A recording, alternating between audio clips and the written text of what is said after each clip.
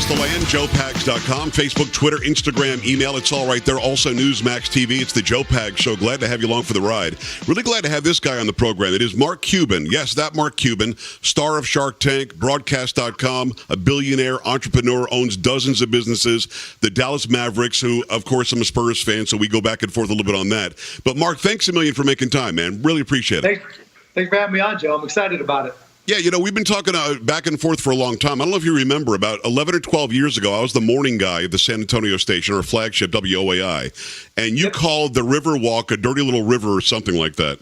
Yeah. And we had a great conversation, man. We've been emailing back and forth probably for that many years, and you just been busy as all get out. I gave you credit yesterday because the show is now syndicated, 125 stations. We're on television now every night, and you just gave me very, very short, very succinct advice. And at one point, you even said, "Let's get you on Shark Tank. Maybe you can vector with us there." But things actually have taken off, and I think if nothing else, you gave me motivation more than sort of, you didn't put your arms around me or anything, but you gave me great motivation, and I want to thank you for that.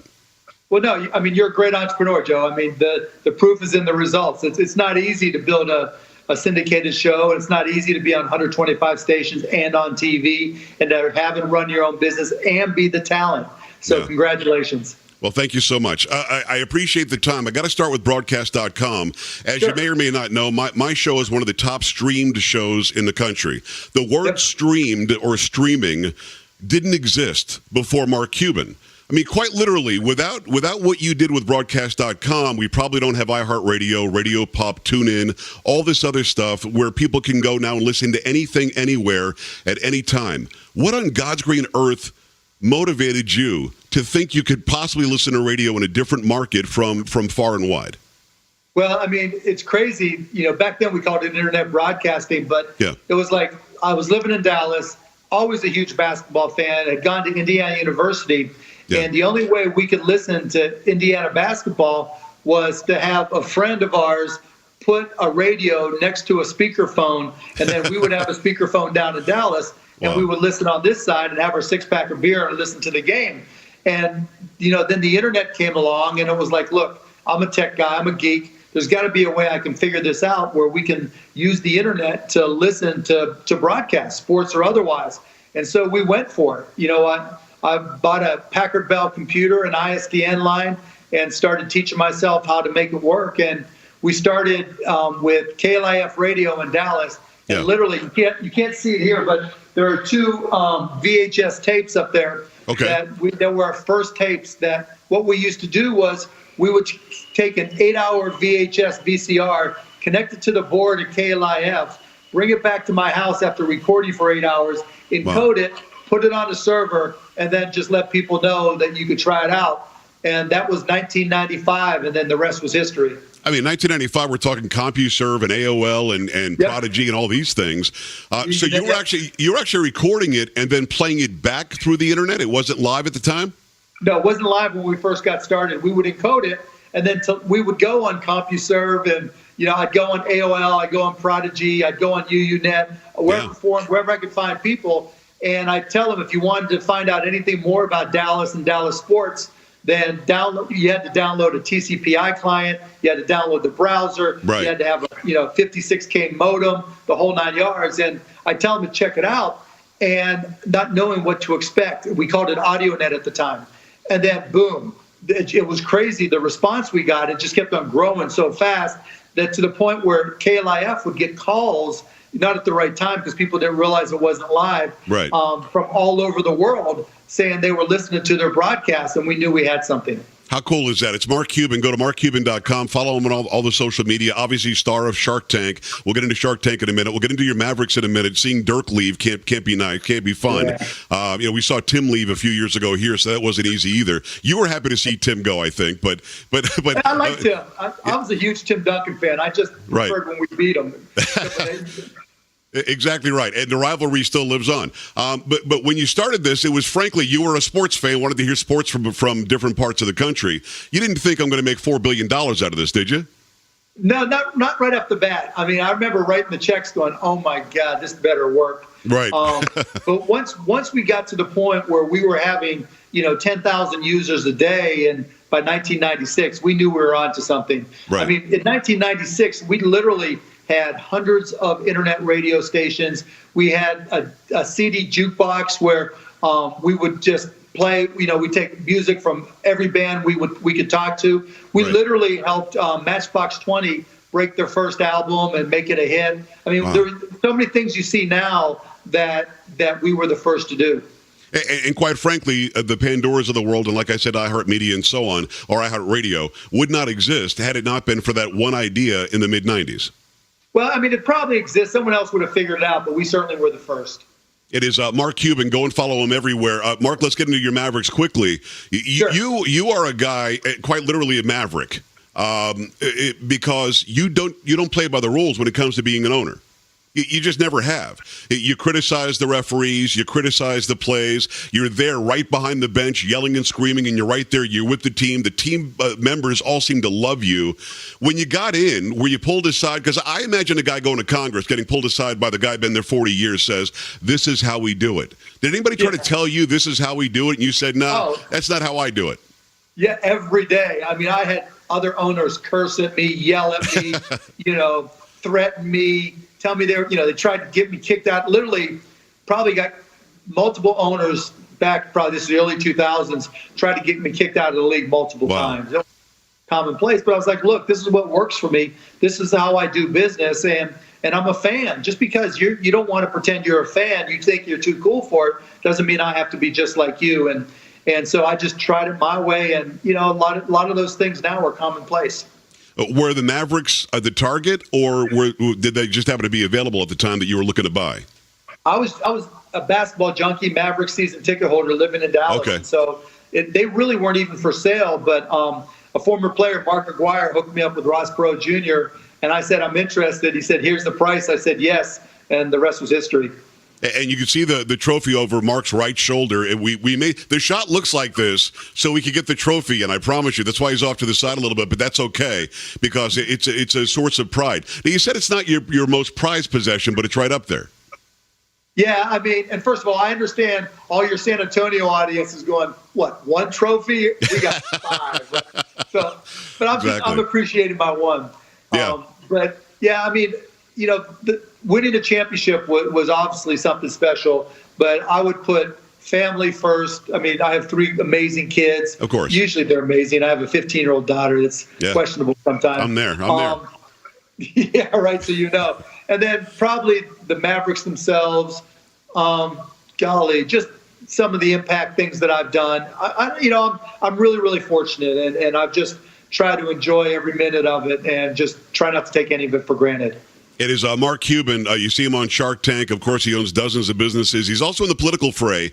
We'll get into that in a minute. But when it comes to the Mavericks, I can't not mention Dirk Nowitzki. I think you say Nowitzki retiring. You see him leave, and here's a guy who is a staple. And he's set the trend for that jump shot that he does with the leg, the kick, and it's so high nobody can block it. I mean, people try to emulate him and they can't get it done. You see him play the last game. Tell me about the emotions there. Wow. I mean, thank you to everybody in San Antonio. I mean, it was what Pop did, what RC did, what the Holtz did was just incredible. Yeah, he deserved it. But just being there and just watching it, knowing after 20 years with us together, 21 years with him as a Maverick, it was rewarding. It was heartbreaking. It was emotional. I mean, it took everything I had not to just bawl my eyes out. Yeah. And there was one point, like Dirk has this thing where in a timeout, somebody always comes over and he won't just stand up off the bench on his own. Somebody will come up, give him a hand and pull him up. And so that last timeout, I was like, okay, that's got to be me. And our eyes met. His eyes teared up. I got to stop it there. Okay, we're going to pick it up from there. Their eyes met, started tearing up. They both did. We'll continue with Mark Cuban, that Mark Cuban. Go follow him everywhere, M. Cuban, on Twitter, on Instagram. It's Mark Cuban on Facebook. We'll come right back and continue my interview with Mark Cuban.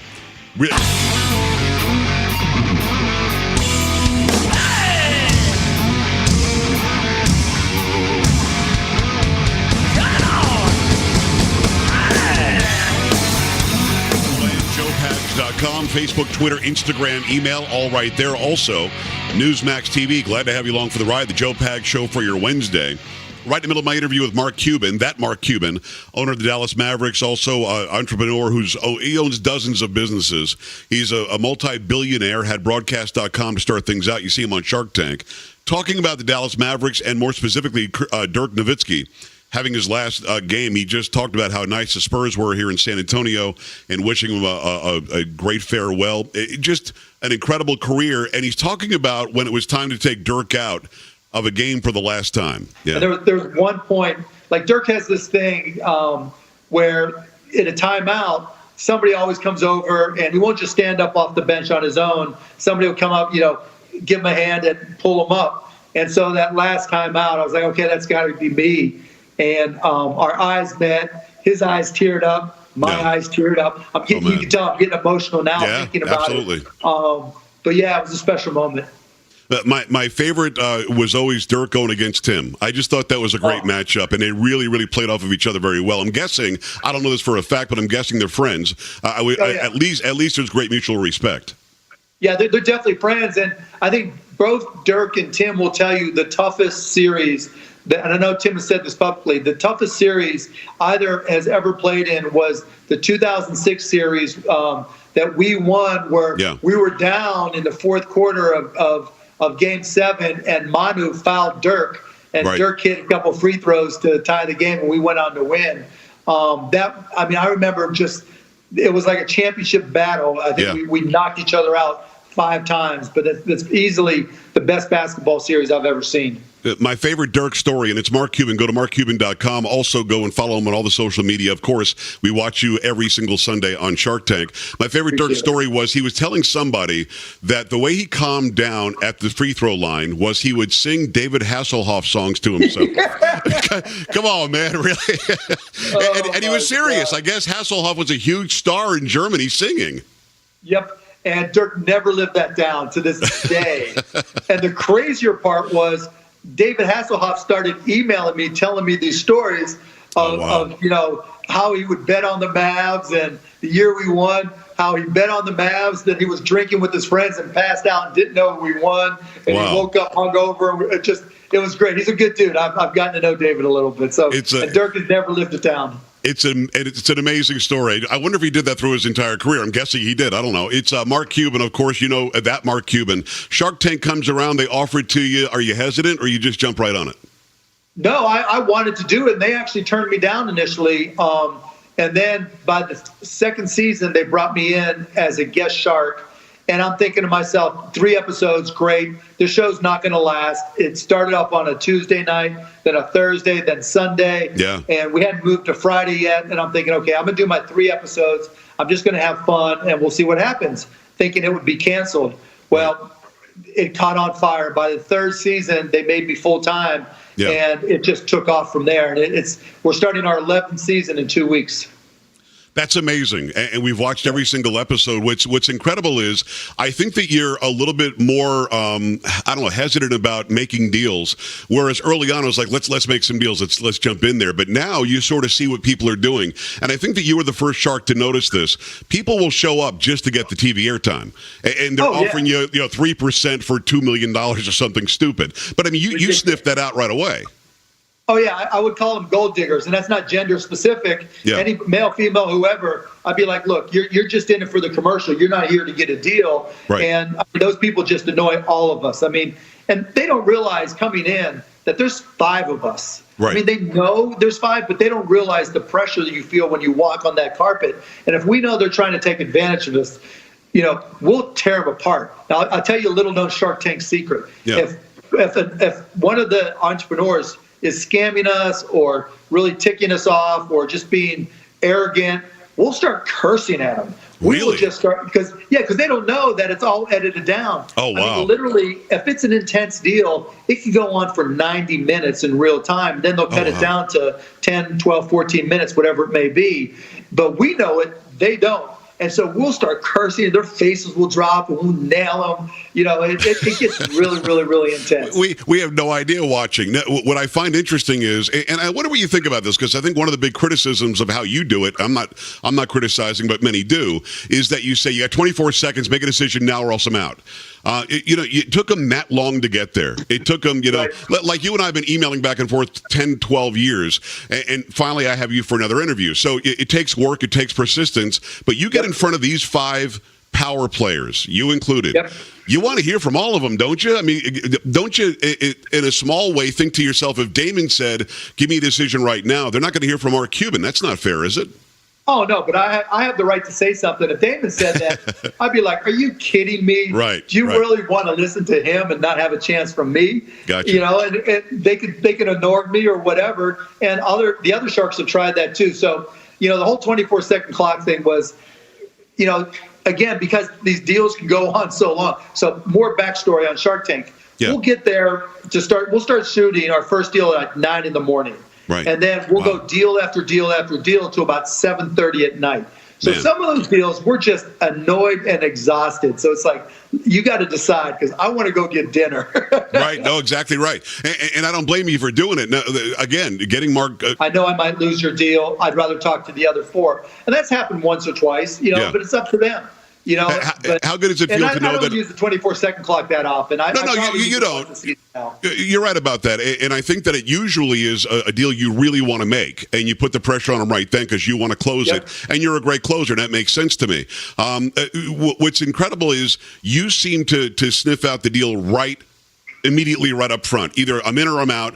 I can tell almost watching you now whether you're going to be in or out because of your body language. And you, generally speaking, go out very quickly, but you always give good advice. How important is that to tell an entrepreneur, somebody who came up with a thought, an idea, a product, or something, at least have them leave there saying, Mark Cuban at least gets what I was trying to lay down? No, it's really important to me because, like you mentioned earlier, their heart and soul is on the line. Yeah. And if I'm not going to give them a deal, I've seen so many businesses, and I've worked with so many and started so many. If I can give them some experience, some of the benefit of my experience, and give them an idea that might help them, then I'm going to do it. And so, and then even if I don't give them advice, I always want to congratulate them because, like you said, it takes a lot to get to that point on that carpet. It's not easy. They have to go through auditions. There's 50,000 people a year that audition to be on Shark Tank. And each season we see 225. So to go from being one of 50,000 to being one of 225, that's a big step forward. So I always try to congratulate them and help them if I can. It is the Mark Cuban. Yes, that Mark Cuban. We love having you on. I don't have a ton of time left, but I'd be an idiot to not jump into politics a little bit. Sure. And already, because of how the interview has gone, and this has been great, by the way, my listeners and my viewers will give me a hard time for not arguing with you or something about politics. That's not my goal. That's not my goal here. You and I have actually argued on Twitter a little bit. We've actually gone back and forth a little bit on email, and that's cool. I think that's refreshing. That's the American way. What I know about you is you're an entrepreneur. You're a capitalist, yet at one point you said Hillary Clinton maybe should think about you as a running mate. And I was like, okay, so he's a Democrat? I don't know if that was misreported. I didn't hear you say it, but it was reported that way, and they believed you. Were you just kidding? No, I was like, look, if you want to consider me, I'm fine with that, but I didn't really expect anything of it because I'm not a politician. You're not, but you're a really smart dude, and I don't think that you align with Hillary Clinton on a lot of things, especially capitalism, and I think that the fact that we should be proud of our country and no open borders and globalism, although the global economy is real, and of course you're one of the people out in front of that. Then recently it was, well, if I did run, it might be as an independent. So do you qualify yourself as a Republican, a Democrat, a nothing, something in between? What is it? I'm fiercely independent. I really try to look at each issue independently, and I try not to be an ideologue or dogmatic about it. I try to look at what information is available and try to come up with the best decision or best conclusion that I can. And I don't look at it as this is the way it's always been done. And I'll say this, right? I'm not a huge Donald Trump fan, but one thing I'll give him credit for, we talk about being an entrepreneur. He's the only president in history who's taken an entrepreneurial approach to the White House.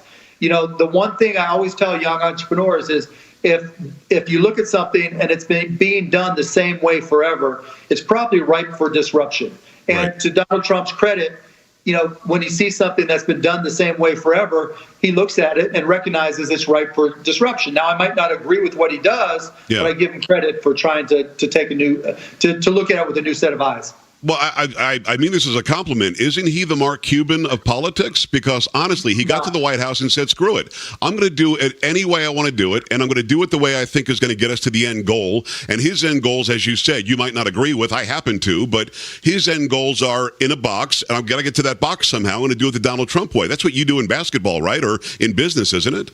No, there's one big difference, right? He might have a vision for something, and he might have a goal, but he typically is dependent on somebody else to help them execute on those things. Okay. And so in my particular case, if you want to talk about any topic, I'm going to try to dig in and learn what I can about the topic, so I can carry it forward on my own. And look, some entrepreneurs would rather just put a team around them and hope the team works. And I'm the type that says, you know what, whatever the topic, I'm going to do my best to dig in and learn everything I possibly can about it. So if I'm, it's just like we talked about helping entrepreneurs by offering the benefit of my experience. That's not the approach that Donald Trump takes. But that's just, look, like any president, there's going to be things I like and things I dislike. When Obama was in, I sat in meetings in the Oval Office and told him how horrible the SEC was. There were things I agree with and disagree with. And it's the same with Donald Trump. It's just the nature of the job. Have you talked to him since he's been president? Does he lean on you at all? I mean, you're a huge businessman in this country. I've talked to him real briefly, but he doesn't call me for anything or lean on me for anything. I think he should. I'm going to be honest with you. I think he should. I mean, you're obviously a guy who's out there every day getting it done. And the moves that he's made tax-wise, and we'll have to do another interview to talk about taxes and all that stuff and get into the nitty-gritty. Sure. But tax-wise, I mean, that has allowed business owners like you to hire more, expand more, do more research and development. And our unemployment rate is ridiculously low, which is wonderful. I would love for him to talk to you, Mark. Now, we can argue about the debt and the growth of the debt. But again, it's 6 of one, half dozen the other. There's no absolute right answers to anything.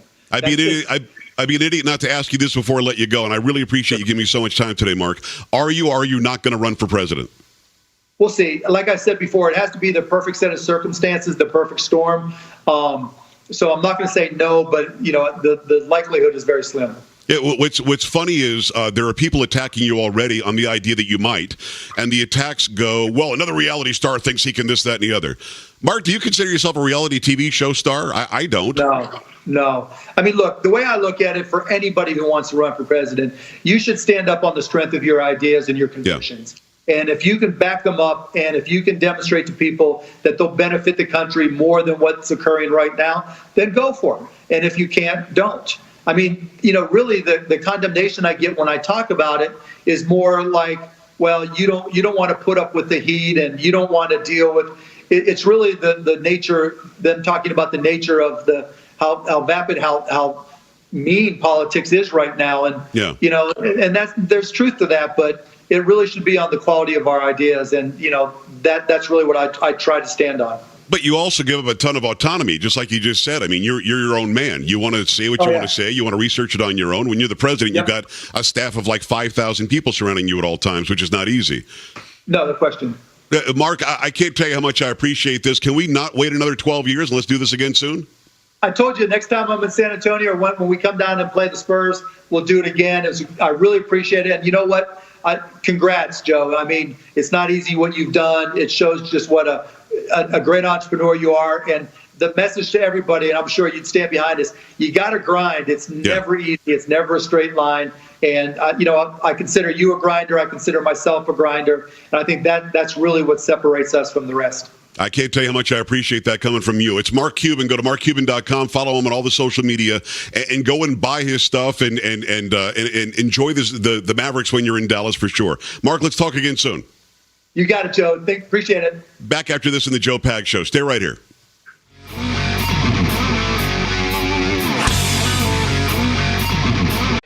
You just watched Newsmax TV, America's fastest growing news channel, now in 65 million homes. Get Newsmax TV on all the major cable systems, or go to newsmaxtv.com and click on the Find Newsmax tab to locate us. Remember, Newsmax TV, where real news for real people.